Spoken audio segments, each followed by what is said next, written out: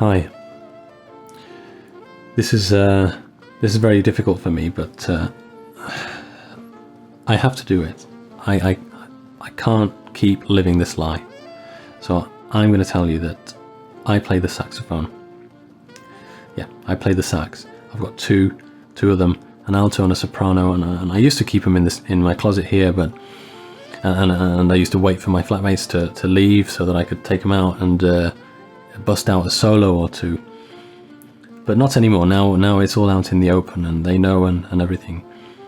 And I advise, all you fellow sax players out there to do the same. You should come clean, be true to yourself. Tell people who you are, who you really are, and hopefully they'll accept you. It's not. I can't guarantee it. Well, as a matter of fact, last week I told my parents, and they kicked me out. I mean, I don't live there anymore anyway, but you know what I mean. My dad, he asked me, he said, why?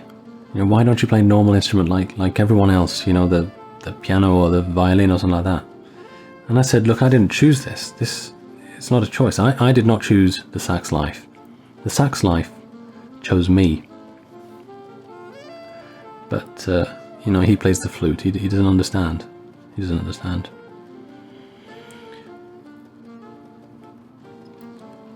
And to be honest, I thought that they would be more accepting, because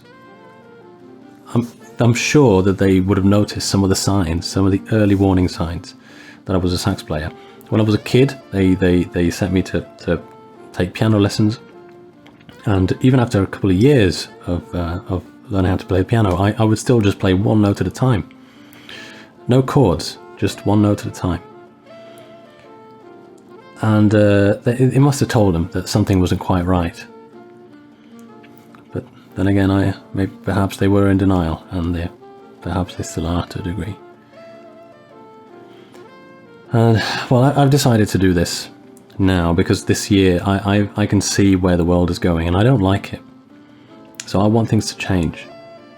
I live in the UK, but what's happening in the US is terrifying. Nothing short of terrifying. People say that Donald Trump was elected because of his stance on immigration, because of the promise of jobs, the Mexican border wall, all this kind of stuff. Fake news as well. But I think it's more than that, and I think that a lot of it, and I'm not saying that all his supporters are like this, but a lot of it was motivated by this kind of raw saxism. I do feel that this is a kind of a sax slash, a backlash against the sax, since Hillary Clinton is married to a sax man. People, it's 2017 and people still can't. I know that so many people that still can't accept that a sax player can marry or be in any kind of relationship with a non-sax player. And Donald Trump was railing against her, Hillary Clinton, all the time. And he was saying all these bad things about Bill Clinton. Obviously he was trying to smear all sax players, as some kind of sex pest, So that was pretty bad. And before that, even Brexit here in the UK. And there was all this talk about Belgium and the EU, because the EU's parliament's in Belgium. And Farage said Belgium isn't a real country. But I know what that means, I know. Nigel, if you're watching. Anti-Belgium sentiment is a dog whistle for anti-sax. Everyone should know this. Not many people do.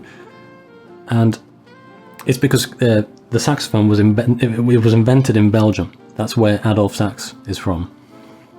And you can tell that the whole Leave campaign, was an attempt to distance themselves from that instrument. Now, I'm not saying that, all Leave voters are Saxists, but all Saxists were Leave voters, if you know what I mean. And these events, they've changed the way that I experience the smaller, if you like, everyday Saxism.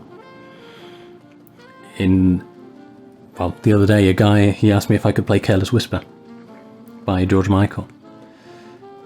And I usually let it slide. You know, people don't know the history of this song. They don't know what it means to ask a sax player, and we get it so often. I mean, it's countless times. But the pressure was just piling on too much, and I told him, you know, I called him out. I said, I educated him. I said all these things, and he said, "Oh, you're being all PC, and why are you getting offended over a question? It's just a question, and oh, it's just a joke, you know." But it's hard. It's tough. It's just more tough. And don't get me started on reverse saxism. That is not a thing. That is not a thing.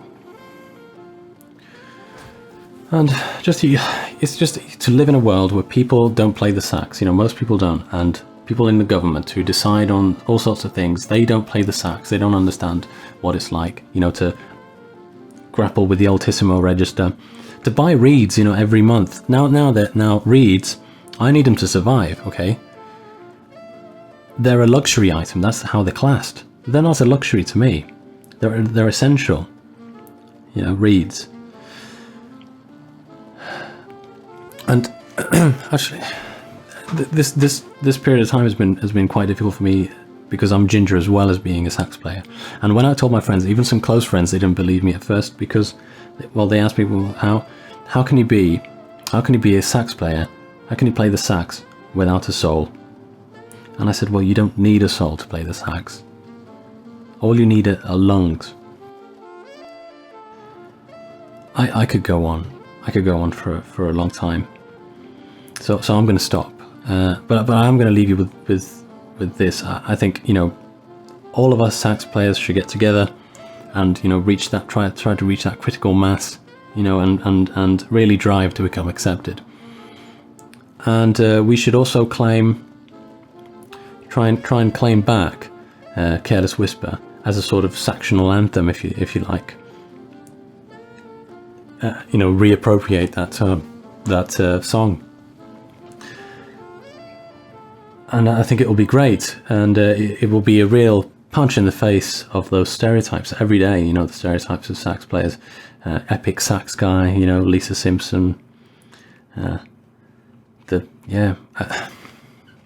Or Bill Clinton, I guess.